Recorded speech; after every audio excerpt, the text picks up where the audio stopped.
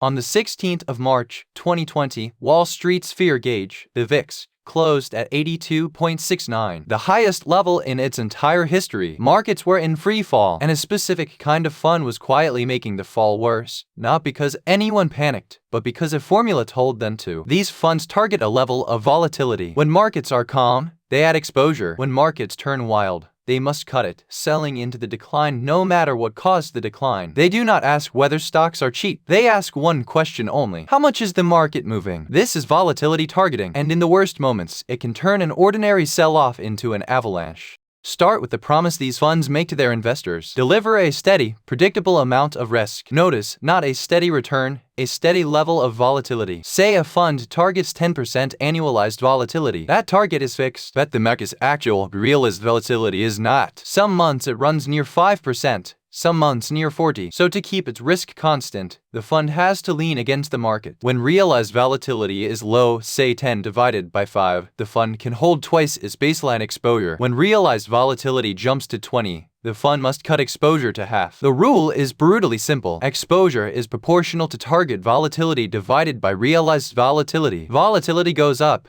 the position comes down. It is automatic, unemotional, and when a whole industry runs the same rule at the same time, is exactly how a wobble becomes a rout. So how much money actually follows this kind of rule? Estimates vary, and the disagreement is itself part of the story. The European Central Bank, reviewing the 2020 crash, cited figures of up to $2 trillion in some form of volatility strategy, including around $300 billion in roughly 100 risk parity funds. The systematic managed futures industry, the trend-following funds that also scale to volatility, held about $356 billion by late 2025. Now the counterpoint, because it matters. The quant firm AQR argued the scary numbers are inflated. It estimated risk parity funds held only about $70 billion of actual equity exposure, far too little, it said, to move global markets on their own. Keep both of those in your head at once. Somewhere between a few $100 billion and a couple of $1 trillion moves, at least partly, on a volatility rule. The exact size is genuinely debated. The mechanism is not.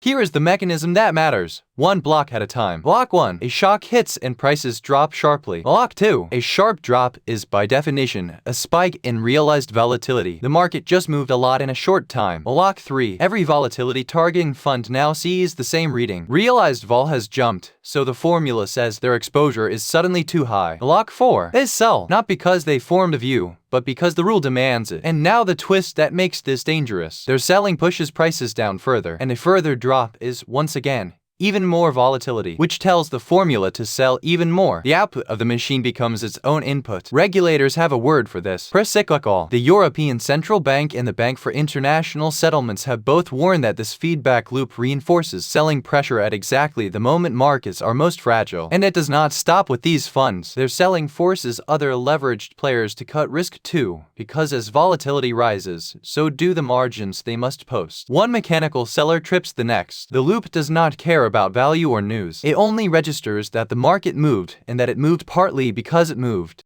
This is not a theory. It has happened almost on schedule several times. February 5th, 2018, a day now called Volmageddon. The VAX jumped about 20 points in a single session, its largest one-day rise since the 1987 crash, and the S&P fell around 4%. A cluster of short volatility products imploded. One popular one, Roman 14, lost about 84% of its value in hours and was shut down. Then March 2020, as COVID hit, the VIX reached that record 82.69. The European Central Bank calculated that a stylized risk parity fund targeting 8% volatility would have had to sell assets worth well over 200% of its capital just to stay on target. One bank's model showed systematic funds cutting gross exposure from about 450% to 305% in a single day. And August 2024, a sudden unwind of the yen carry trade sent Japanese stocks down 12% in a day, and the VIX above 60. One estimate put forced selling by volatility target and trend funds near $170 billion across 5 sessions. Different triggers each time. The same machine, running the same rule.